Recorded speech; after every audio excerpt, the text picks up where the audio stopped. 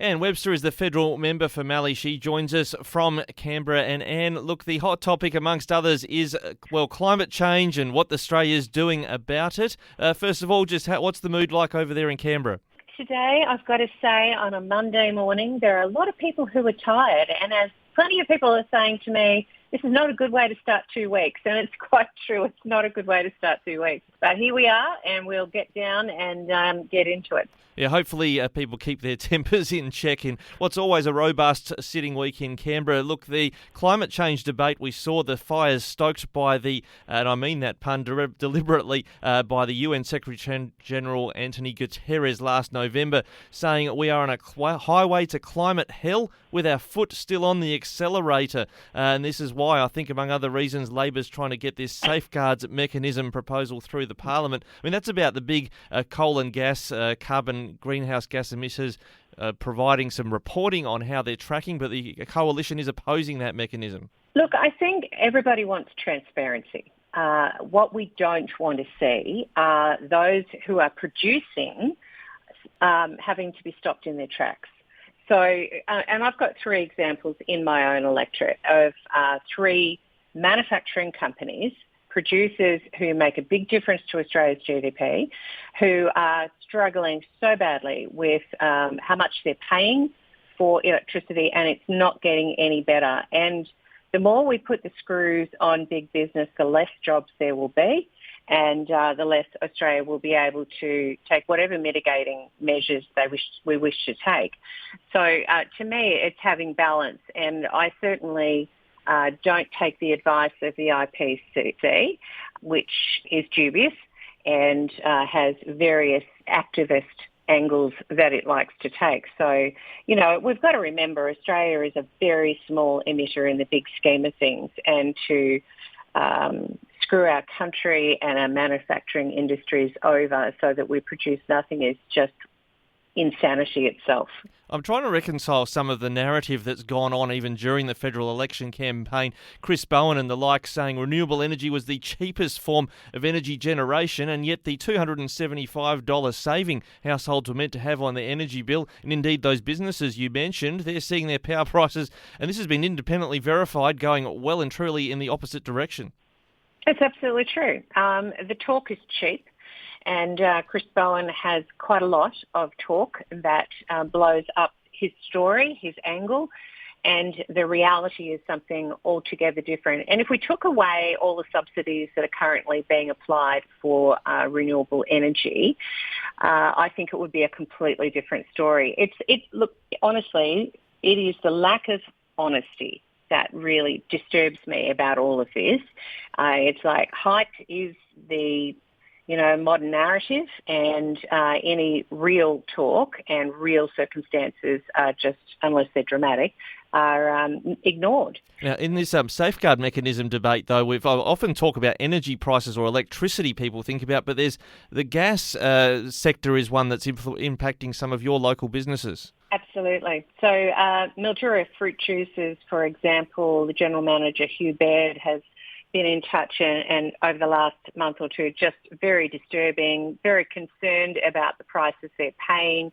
It's been a difficult year anyway, and they've had to reduce the intake of grapes for juicing because of the energy prices. So they received a delivery, for example, earlier this month of 64,500 litres of LPG at a rate of almost 78 cents per litre, at the same time that the federal government's benchmark is 55 cents. So, the flow through to actual business is a huge problem, and MFJ anticipates their energy cost increase over 2023 will be almost $1 million. $1 million. Split between electricity of over 500,000, LPG at 200,000, and diesel at almost 300,000. So, they've got big questions to ask. Their board are constantly looking at what are the other options, because this is just not doable. They've looked at biofuel and solar energy and other renewables, but there are very few alternatives to the energy that they need for steam generation and for freezing. So, yeah, they're in a whole world of pain. And they're not the only ones. More like hydroponics down in Carisbrook in the south of the electorate. They've been operating for over 20 years. They provide tomatoes, beautiful tomatoes, I've got to say, to all the major supermarkets as well as markets in Melbourne and Sydney. And his gas prices, if he continued the way he was, would have been $1.7 million. The only way he can manage it this year is by reducing how much he's producing. I mean, you've got to ask, is that in the Australian consumer's interest? Because people are going to go to the supermarkets, there will be less product, and inevitably, supply and demand rules, it will be higher in cost. So I think the other thing that really happens with these businesses is the lack of confidence, and he can't get anything but a month-to-month contract because the gas retailers don't have confidence. So we're in a world of pain. There's no two ways about it. And some of that pain's being felt in a knock-on effect, I suspect, when it comes to our wine grape prices. ABARE's recent data confirming what all of us know. It's just abysmal how much people are getting paid for grapes. When it comes to wineries or fruit juice companies, they've got little choice but to offer poor rates if they're under the squeeze on their energy costs. Oh, it's absolutely true. I dropped into Andrew Peace Wines down near between Robinvale and Swan Hill this week, and due to floods, they've got less grapes expected, so they've got 26,000 tonnes as opposed to 44,000 last vintage. And the electricity they use is not only because they're at the end of the line, it's a fluctuating supply, so it's not reliable. They've put solar panels everywhere, and the solar panels only provide 2% of the electricity that they actually need when they're in the high energy processing of the grapes into wine. And at the moment, their electricity contributes to about $100,000 a month in costs. Now, you've got to be making a lot of wine to make that back. Yeah, absolutely. And look, I just want to touch base with you on one last thing. I know you raised this recently when we spoke with you about the aged care, these mandated standards off the back of the Royal Commission.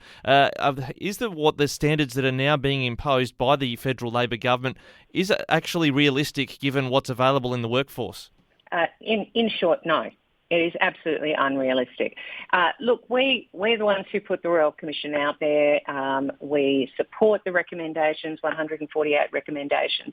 But you can't just do open slaver, this is what we're going to do moving forward. We don't have the workforce. And when you're in regional centres, whether it's Minyip at Dumnuncle Lodge or Dimboola Alambi, which has closed very recently, and Maryborough Havilah Hostel, and that is an aged care facility that has over 160 people in it. It's not a small aged care facility, and yet they are struggling enormously. They cannot get the workforce, and the increased care time minutes and the fact that the Labor government have just done a one-size-fits-all, we want RNs in the facility 24/7, is absolutely unrealistic. If you're living in Minyip as an RN and you're the only RN around, you can't work 24/7. That's all there is to it. And we don't have agency nurses who can go out there.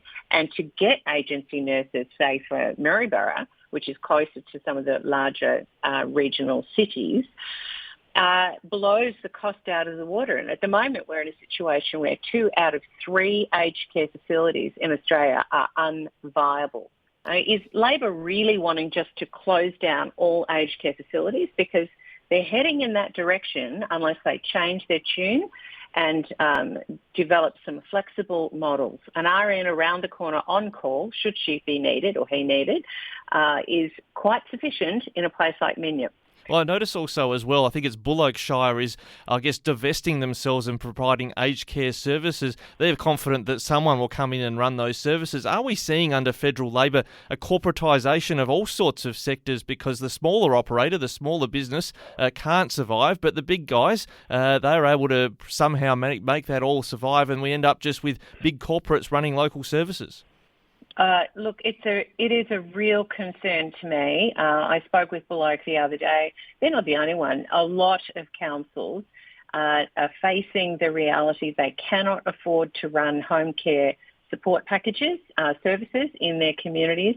And so they're looking at the big players, at the Anglicares and the Uniting Care and, others, to come out to regional communities, small regional communities, and provide those home care packages. The flip side of that, which is a problem in itself, but the flip side of that is getting a podiatrist or an occupational therapist or an allied health professional of any sort out to regional centres. You've got to have drive time. They've got to be paid for the drive time. It's just financially in the too hard basket. And so often people who are out in smaller regional towns are missing out on services, even though they've got theoretically a home care package provided for them. So look, I wish it was easier. I wish it was simple, but it's not. And what we need is Labor to acknowledge the difficulties. I've invited Annika Wells, the Minister for Aged Care, to come out to Mallee and to meet with not only the aged care facilities. I'm happy to take her to meet with councils and talk about how these services can be genuinely provided. Well, Anne Webster is not only the member for Mallee, but also the Shadow Assistant Minister for Regional Health Services. And look, we'll keep a focus on what's happening in aged care with you as well, Anne. Thanks so much for joining us today. Thanks, Ricky.